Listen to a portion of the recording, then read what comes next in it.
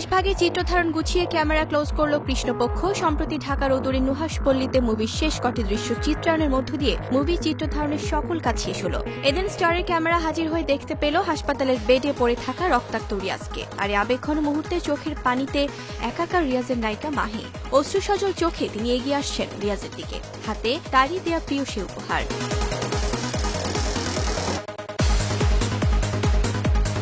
শটটি দুবার এনজি হলেও তৃতীয়বারের থেকে শটটি ওকে করলেন পরিচালক শাওন।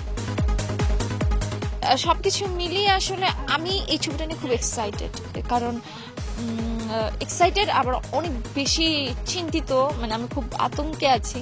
কারণ ছবিটা সবাই যখন দেখবে, দর্শক দেখার আগে আসলে ডিরেক্টর যখন দেখবে, তখন আমাকে আমার ক্যারেক্টারটা তার মানে আমার অ্যাক্টিং ভালো লাগবে কিনা, বা হুমায়ুন আহমেদ স্যার যেরকম চিন্তা ভাবনা করে ওরও ক্যারেক্টার লিখেছিলেন সেটা আমি কতটুকু প্লে করতে পেরেছি আমি জানি না, কিন্তু আই হোপ আমি আমার যথেষ্ট ট্রাই করেছি।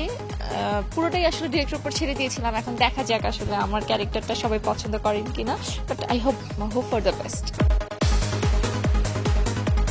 কৃষ্ণপক্ষ রিয়াজ মাহি জুটির প্রথম মুভি, আর এতে তাদের রসায়ন কেমন হয় তা দেখতে মুখিয়ে আছেন দর্শকরাও।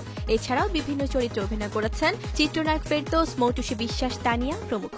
শাওনকে কখনোই মনে হয়নি যে একটা নতুন ডিরেক্টরের সাথে কাজ করছি, মনে হচ্ছে অনেক ম্যাচিউরড একটা ডিরেক্টর, যে জানে যে সে আসলে কি করতে যাচ্ছে।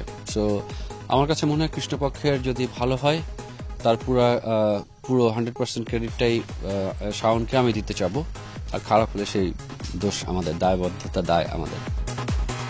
সব কাজ গুছিয়ে বছরের কোনো এক শুভ দিনে পর্দা উঠতে যাচ্ছে হুমায়ুন আহমেদের কৃষ্ণপক্ষ।